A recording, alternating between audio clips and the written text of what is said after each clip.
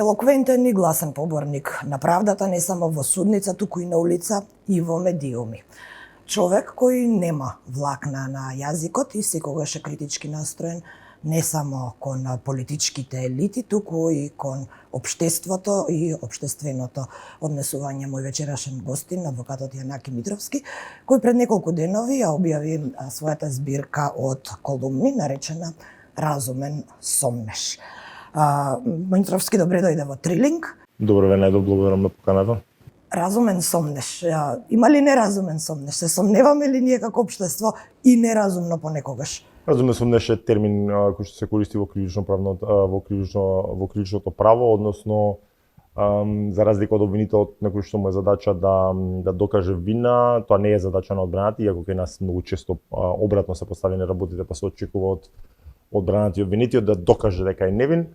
Задача на одбраната е преку својата теорија на случај да само да предизвика разумен сомнеш кај судијата, со тоа што или кај судскиот совет, со тоа што многу луѓе тоа погрешно го разбираат, односно ако е 9 од 10 сигурен дека е така, а 1/10 не, тоа е разумен сомнеш. Не, разумен сомнеш е да се предизвика сомневање во фактите и докази кои што ги презентира дека не се баш такви како што се презентирани во обвинителниот акт и во на латински термин тоа in dubio pro reo се употребува како казнено-правен институт согласно кој што треба да се ослободи од вина ако постои разумен сомнеш. Се така пишува во книгите, во македонската судска кривична пракса е многу поинакво, затоа што таму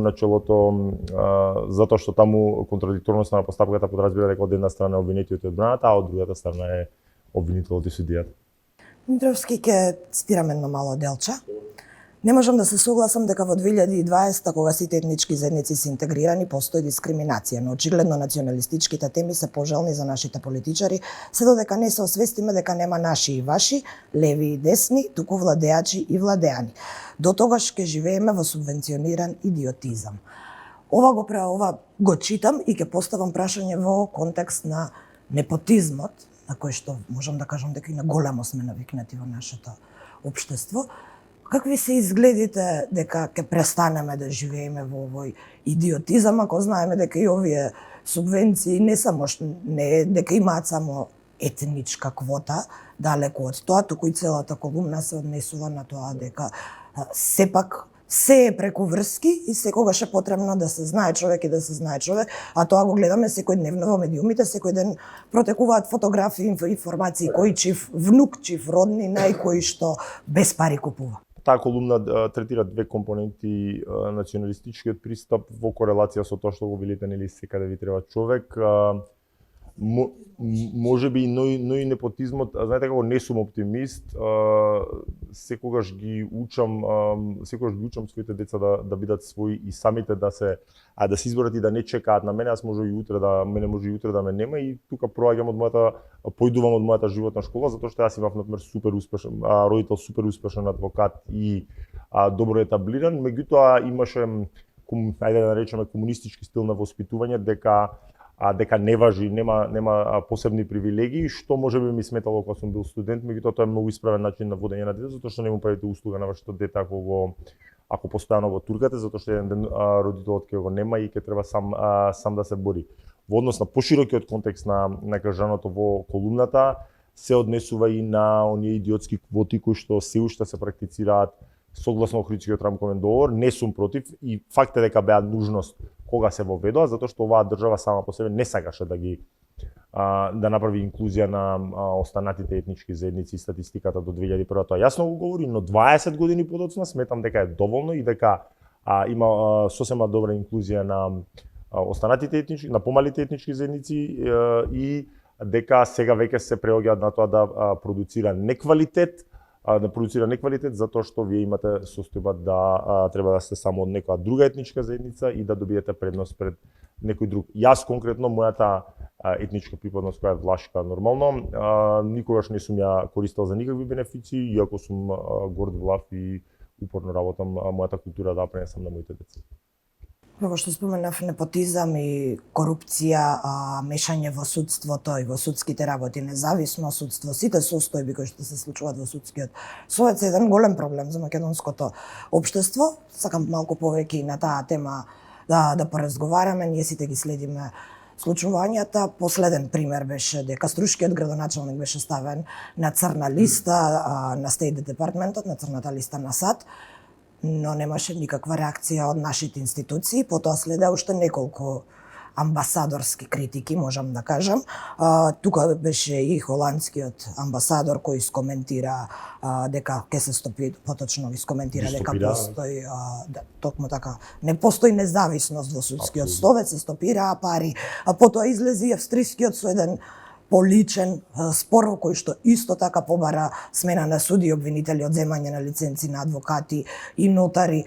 Практично цела меѓународна јавност доаѓа и ни упатува критики, ни го посочува очигледното велам затоа што сите знаевме што се случува години наназад со струшкиот градоначалник и ги следевме и пријавите и обидите за други пријави. И сега јавниот дискурс е сведен на тоа дали ние не гледаме што ни е пред очи во дворот, па ни требаат странците да ни кажат, или другата страна која вели дека сепак не треба да ни се мешаат во внатрешните работи. Факт е дека во 30 години не смогнавме сили да изградиме силно и независно судство. Влажен сум, многу пати сум говорил на секој политичар во Македонија е прво и основно да го јавне судството, тоа се и обвинителството, тоа го прават преку два органа, судскиот совет и советот на јавни обвинители. Самите се сведок што се случува во последно време со судскиот совет, тоа е една лакрдија која што е непримерна и некултурна за било која нормална држава, меѓутоа се случува да заменикот одеднаш така се решава дека нема да биде председател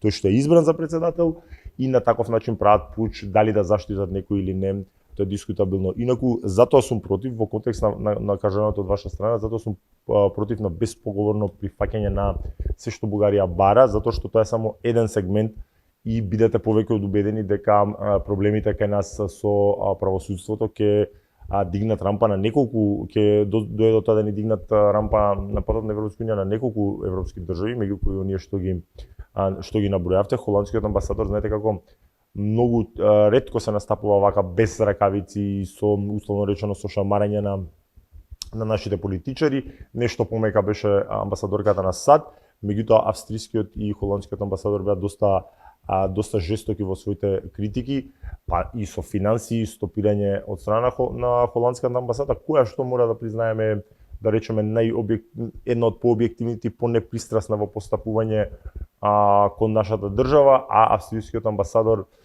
не сум јас експерт, со професорот Тони Десковски имавме една преписка дали тој излегува од неговите ингеренции согласно Виенската конвенција за дипломатски односи, меѓутоа го слушнав поранешниот премиер Као Геомити ке отужал за клевета, сите знаеме дека Зоран Заев нема храброст да тужи ни еден амбасадор, меѓутоа имаме изричито има очигледно влијание на и обид да се избегне огромен долг спрема австријска фирма. Дали очекувате било каква промена внатрешна во судството после сите овие, ќе ги наречам, предупредувања од страна на... Тука ми е болката, затоа што го живеам тоа секој ден и како човек кој што како адвокати сме многу поудобна позиција од судиите и обвинителите да можеме слободно да коментираме. Ги гледате ли вие овие состојби во праксата? Секако дека да, секако дека ги гледаме овие состојби во праксата и токму затоа можеби јавно прв пат го кажам дека полека и ќе се тргам од македонското правосудство, затоа што за човек како мене што не му се примарен предизвик финансиите едноставно не ме возбудува, така да кажеме, како што ме возбудувало кога сум се лиценцирал пред 11-12 години, меѓутоа полагам одредена надеж, иако не го правам тоа слепо, на новите генерации или на така наречени мои генерации кои сега стануваат суди и обвинители. Но вашите генерации исто како и вас се заменуваат од македонското судство. Не само што си и мојата генерација новинари се заменуваат, дели ќе останат, меѓутоа постои тенденција да многу лесно влегуваат во калапот, односно конформизмот си го прави своето. Ве молам, значи Сдружение на судии на Република Македонија имаше една бенигна изјава за случувањата во судскиот совет наместо жестоко да реагира. Според анкетата која направи внатрешна анкета, 72% судии не мислат дека судскиот совет не ја штити независност. 73% сметаат дека унапредувањата не се вршат со објективни, мерливи и правични критериуми. Значи, зборуваме за над 70% недоверба. Така, тоа е повеќе од 2/3. Тоа треба да се направи веднаш по објавување на ваква анкета. Што зборува тоа за нас и што сме направиле? Прво е многу во последниве многу години? добро што конечно моите колеги судии се одважија да на оваков или онаков начин да го дигнат гласот, дали преку давање оставки од судскиот совет, двајца судии тоа го направија, што е за поздравување, затоа што има дно кое што веројатно под тоа не може да се оди. А добро е што во анкета, иако е таа анонимна, она што треба прво самите да го направат е да бидат многу повокални и да не се плашат, крај крајава и да ги разрешат од судии, ќе си бидат адвокати и тоа не е ништо страшно, а она што треба да се направи е да се ангажира обвинителството во овој дел и да обвинителството треба да се ангажира во моментот кога се направи тој пуќ во судски совет, затоа што е тоа очигледно незаконито постапување. И тоа се обиде да го оправда тогашниот заменик председател со една правна максима која што вели се што не е забрането е дозволено, што е помалку идиотски да се каже, човекот може ќе се навреди и слободно ќе се навреди, тоа идиотски да се каже е исклучително правно неуко, затоа што тоа важи за генералната популација, додека во постапувањето на функционерите важи сосема обратна правна максима, тоа е се што не е дозволено е забрането. Никаде не е пропишано таков начин на разрешување на председателот на судски совет. Многу малку верба полагам во иднината на македонското правосудие. И сега што е решението, бидејќи дел од ова не е дел од праксата како што споменавте, но се погласни са барањата за комплетни смени како што се ветинг или комплетен реизбор, го слушаме тоа во јавноста. Накратко, можно ли е некоја од овие решенија да го реши? Дури да се смени целиот судски совет, ако политиката не ги трне рацете од судството, џабе. Едни послушници ќе бидат заменети со други послушници и ништо не сме правиле. Во однос на ветинг и таму сум скептичен. Знаете, често се посочува Албанија како пример и таму има доста проблеми и кај нас сум убеден, исто како што сум убеден дека и долгонајуванијата никако да се донесе закон за потекло на имот, ќе се користи за политички прогон и притисок. Например, драфт верзијата за законот за потекло на имот подразбира дека може 2 милиони граѓани да бидат осомничени како наместо да се однесува само на функционери, суди и обвинители, 2 милиони граѓани во Македонија или 1,8 милиони колку што сме останати, ќе бидат условно речено осомничени. Она што е потребно, товарот да го носи мојата генерација и некоја генерација помлади, честни кадри, сега да не звучам како дуи, нели? Не наши деца?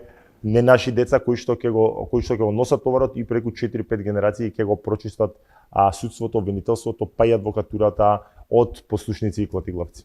Во последно време доста сте популарни со вашата преписка со професорот Калајџиев, но нема да навлегувам. Имате различни ставови по одредени прашања, како например бранењето или застапувањето на страната на Жан Митрев, за кого беа обелоденети некои работи од страна кој што се предмет на постапка. На ИРЛ. Сакам друго прашање да ви поставам, бидејќи во една таква дебата влегуваат и професори од, ќе го кажам, нашиот факултет, бидејќи двајцата сме излезени од тој факултет. Книгата е напишана на еден многу народски начин, без воздржување, како што кажав, без влакна на јазикот, но сега можеме да забележиме дека еден, како што кажавте, малку и некултурен начин на разговор од страна на професорската фела која се впушта во вакви расправи, една критика која можеби и, еве ќе кажам, не може да се остане и да се свати само како критика, туку веднаш сето тоа се разгорува и преминува во нешто друго, можеби и навреда. Дали ваквиот јавен дискурс е последица на она што го пишувате во една колумна за падот на квалитетот на образовниот систем, на состојбите што се случуваат во факултетот, или обратно? Или ова е последица на веќе уништеното образование? Алудирате на колумната Јустинијаново его, каде што ги детектирам како три главни причини за падот на квалитетот, на квалитетот на образованието баш на мојот факултет. Тоа е прво нормално, 22 правни факултети има кои што и деца кај нас гледаат само да завршат факултета, не да научат. Второ, иселувањето како фактор и трет, но не е фактор кој што е занемарлив, тоа е Јустинијановото его, егото на професорите, кој што сега јас например кога студирав имаше така наречен елитизам меѓу професорите, затоа што многу тешко се доаѓаше нормално честни случаи, меѓутоа таквиот тип на професори и особено нив ги следеше овој асистентскиот кадар, се случуваше многу често. Меѓутоа јас кога студирав, јас бев на предавање на покана на почитуваниот на крајот на минатата година или на почетокот на оваа на Александар Стојков, професорот Александар Стојков, многу сакам професор од мене од многу генерации. И бев запрепастен, значи факултетот е буквално испразнет, во последните 4 години помалку од 600 луѓе на сите смерови се запишаа, а јас и вие, ако не се лажам, сме тука негде генерации, вие знаете дека, например, во мојата генерација 1500 луѓе беа запишани на сите смерови и факултетот беше преполн, не можеше да се најде место. Тоа е драстичен и преголем пат. Тоа е драстичен и преголем пат, кој што не може само на иселувањето и на да се препише само на тоа во јавниот дискурс и во начинот на кој што се водат дебатите во јавниот простор. Секој што ќе искаже еден став е буквално линчуван. Во тој контекст во дел и партизацијата си го направи тоа на црно-бело, на портретирање на црно-бело, меѓутоа како човек, иако сум и многу самоуверен и многу самобендисен, тоа веројатно и многу се приметува. Никогаш не сум бегал од критика, се приметува никогаш не сум бегал од критика и особено од себе критика, затоа што е тоа рецептот да растете и секогаш сите мои приправници сум ги учел. Тоа ми е една од главните гордости, цели едно две дузини адвокати да школувам, односно да помогнам да се школуваат, меѓутоа да никогаш да не бегаат од грешки од критика, затоа што само така се расте. Во конкретната колумна воопшто не заземам страна, односно сметам дека е прилично индикативно да одредени професорски авторитети во државава си дозволуваат без да погледнат предмет кој што е супер обемен да застапуваат тези, не сум слушнал, и тоа е факт, не сум слушнал да застапуваат тези и да бранат некој што украл 3 паштети и затоа лежи во затвор. Митревски, оно што деновиве беше актуелно е геј парадата која се одржа во Скопје и оно што оваа недела можеме да видиме еден, па и веќе си дозволам да кажам, многу инквизиторски начин на напад на социјални мрежи, на оние кои излегоа, закана беше упатена и кон мој колега и тоа во емисија во живо, мислам на Огнен, така што воопшто не сме толку мирна држава како што и мислевме, воопшто и можеби се уште е потребна борбата за човековите права, така ќе ја наречам. Па во овој контекст би сакала да ве прашам за протестот кој го организира МПЦ, не за протестот како таков, не за правото на протест, за да не навлеземе во тоа правно објаснување. Ве прашувам за ставовите. За ставовите на МПЦ, еве за ставовите кон жената, например, нема да ги изговорам, нема да им го дадам тоа задоволство, бидејќи ги сметам за крајно шовинистички. Исти такви или слични такви прочитав и за ЛГБТ популацијата во оваа држава. Па прашањето ми е, гледате ли уназадување на човековите права во овие нивни барања? Коренот на проблемот и дел од одговорот на вашето прашање што МПЦ никогаш во 30 години изминати не протестирала за ништо, за ниеден друг битен општествен проблем, не протестира, не повика на се народен, например, како моќна институција која што има несомнено влијание кај голем дел од народ, не повикаа на протест кога се менуваше името на државата, не поминаа на протест кога се носеше Охридскиот рамковен договор, што ДМК на теми ке фрлаа и тогаш и така натаму. Морам да бидам искрен дека кај нас се фаќаат две екстреми. Едната екстрема е уби педера, ајде така да си дозволам да се изразам, која што во многу често е поддржувана и од црквата и која што како таква неприфатлива. Другата екстрема е, се пројде факт е дека се обиде да се истурка, тогаш тоа и јавно го говорев, да се истурка обид за промена на полот или родот. Јас не сум експерт на темата и не можам во детали да говорам преку обична изјава на нотар, меѓутоа тие измени беа повлечени, во новото решение ги нема, а повторно се користат во пропагандна алатка. Морам да бидам искрен дека од 90-тите јас кога растев, состојбата е подобрена, меѓутоа е далеку од задоволителна, затоа што ќе ве потсетам дека 9 напади имаше на ЛГБТ центарот кои што беа кршени, немаше ниедно уапсено лице и атмосферата која што се создава е атмосфера на линч. Најхомофобна изјава на светот е зашто не ми сметаат гееви, меѓутоа да си бидат гееви под дома. Пропагандни термини од типот дека не знам ќе има парада, па гледате гееви, па децата ги гледат ќе стават гееви, се нормално и помалку комични. Инаку јас не одам на парада на гордост или на геј парада како сакате од мои лични причини, прво затоа што не сакам да гледам луѓе кои што им е сексуалната ориентација професија, и тоа е факт дека такви постојат, и сметам дека се комерцијализира ќе дојдам и до тоа, и се комерцијализира самата борба. На протестот на МПЦ нема да одам, јас не сум верник, и многу луѓе не се верници во вистинска смисла на зборот, ќе бидат на тој протест. Ова го знам затоа што растев и се уште растев, затоа што растев со двајца посветени православци. Под посветени не подразбираме носење на зејтин во црква. И што зборува тоа за нашето општество, ако мразиме се? Видете, дел е последица на фрустрација, дел е последица на пропаганда, дел е последица и на воспитување, во кој значаен удел има црквата. Меѓутоа, кај нас и за жал, бидејќи растев со двајца посветени православци, кај нас и православието малку погрешно се интерпретира. Моите родители апсолутно не бегам од тоа дека ме учеле дека е тоа погрешно, фала Богу, меѓутоа никогаш не ме учеле дека треба тие луѓе да се мразат или да се линчуваат или да се каменуваат. Ме учеле дека е тоа греф и дека нивниот греф треба да не се сака, а не самите личности кои што се различни од нас. Мислам, 21 век е постојат луѓе со различна сексуална ориентација. Благодарам за ова гостување.